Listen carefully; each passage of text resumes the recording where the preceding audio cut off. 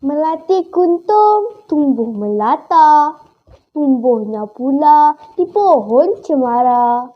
Assalamualaikum, mulanya kata. Saya sembah pembuka bicara. Assalamualaikum dan salam sejahtera. Yang dihormati barisan penahakim yang arif lagi bijaksana, guru-guru dan hadirin sekalian. Nama saya Syarina Nur Inara binti Syahiman, berumur 10 tahun. Pada hari ini, saya akan menceritakan sebuah kisah yang bertajuk Tuan Puteri dan Putera Katak. Alkisahnya, pada zaman dahulu kala, ada sebuah negeri yang diberi nama Negeri Inderaputra. Negeri ini diperintah oleh Raja Putih yang sangat bijaksana dan adil. Baginda mempunyai seorang puteri yang bernama Puteri Dayang Silu. Tuan Puteri mempunyai paras rupa yang sangat cantik dan gemar bermain-main.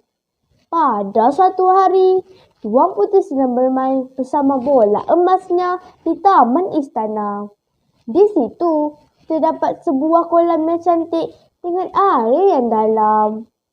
Tuan Puteri tidak sedar bahawa dia sedang berada berhampiran dengan kolam itu. Dan apabila dia melempar bola emasnya itu, ia pun terjatuh ke dalam kolam. Alangkah terkejut dan sedihnya Tuan Puteri apabila telah kehilangan bola emasnya itu. Dia duduk berteleku dan menangis teresak-esak. Tiba-tiba ada suara yang menegurnya. "Kenapakah Tuan Puteri menangis?" Serta-merta Tuan Puteri pun berpaling dan terkejut apabila melihat seekor katak besar yang bodoh. Katak itu sedang duduk atas daun bunga teratai di dalam kolam tersebut dan sedang bercakap dengannya.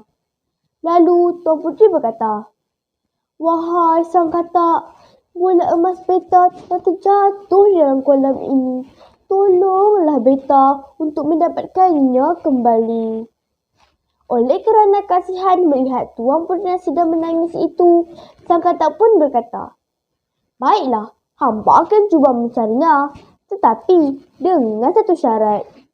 "Apakah syaratnya, wahai sang katak?" tanya Tuan Puteri. "Kalau hamba berjaya mendapat bola emas Tuan Puteri, hamba mahu hidup bersama Tuan Puteri untuk selama-lamanya," pinta sang katak. "Baiklah, beta bersetuju," kata Tuan Puteri. Maka sang katak pun menyelamlah dalam kolam yang dalam itu. Beberapa minit kemudian, sang katak muncul dengan bola emas Tuan Puteri. Alangkah gembiranya Tuan Puteri apabila melihat bola emasnya itu. Dia terus mengambil bola emas itu dan berlari tanpa menekan janji dengan sang katak. Sang katak pun menjerit, "Wahai Tuan Puteri, bagaimana dengan janji Tuan Puteri tadi?" "Beta berbohong. Beta tidak mahu hidup bersama seekor katak yang bodoh," kata Tuan Puteri. Sang katak berasa amat sedih kerana Tuan Puteri memungkiri janjinya. Walaupun demikian, sang katak masih tidak berputus asa dan memikirkan satu rancangan. Pada keesokan harinya, sang katak sedang duduk di hadapan pintu bilik Tuan Puteri. Dan apabila Tuan Puteri membuka pintu biliknya, sang katak pun berkata, "Wahai Tuan Puteri, tunaikanlah janji Tuan Puteri. Izinkanlah hamba hidup bersama-sama dengan Tuan Puteri." Tuan Puteri terus menjerit dan menutup pintu biliknya dengan kuat. Maka sang katak masih tidak berputus asa dan pergi berjumpa dengan Raja Putih. Setelah mendengar segala-galanya, Raja Putih amat marah dengan sikap puterinya itu. Raja Putih pergi menasihati Tuan Puteri. Raja Putih ingin Tuan Puteri mengotakkan janjinya dan berkahwin dengan sang katak. Tuan Puteri tidak bercakap apa-apa dan mendengar nasihat ayahnya itu. Tidak lama kemudian, Tuan Puteri dan sang katak pun berkahwin. Mereka tinggal bersama-sama sebagai suami dan isteri. Pada mulanya, Tuan Puteri amat benci kepada sang katak yang bodoh itu. Namun, lama-kelamaan rasa benci itu hilang dengan sendirinya. Pada suatu malam, Tuan Putri amat terkejut apabila melihat suaminya itu bertukar menjadi seorang pemuda yang tampan. Namun, pada waktu siang, sang katak bertukar menjadi sang katak yang hodoh kembali. Lalu, Tuan Putri bertanya, "Kanda, Anda ingin tahu kenapa Kanda hanya boleh bertukar menjadi manusia pada waktu malam?" Maka, sang katak pun menceritakan bahawa dia telah disumpah oleh seorang ahli sihir. Maka, Tuan Putri membuat satu rancangan untuk mengambil sarung kondik katak lalu membuangnya. Maka, kekallah sang katak menjadi manusia dengan gelaran Putera Katak. Sejak dari hari itu, Puteri Dayang Silu hidup bahagia dengan Putera Katak. Kawan-kawan, kisah Tuan Puteri dan Putera Katak telah banyak mengajar kita.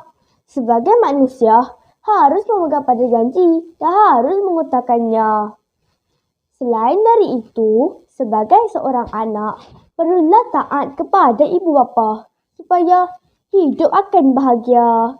Seperti mana Tuan Puteri yang mendengar nasihat ayahnya untuk berkahwin dengan sang katak dan akhirnya hidup bahagia. Begitulah kesudahan kisah Tuan Puteri dan Putera Katak. Melihat eloknya warna kemboja, namun tidak seputih warna melati. Sekian, terima kasih daripada saya. Sampai bertemu di lain hari. Sekian, terima kasih.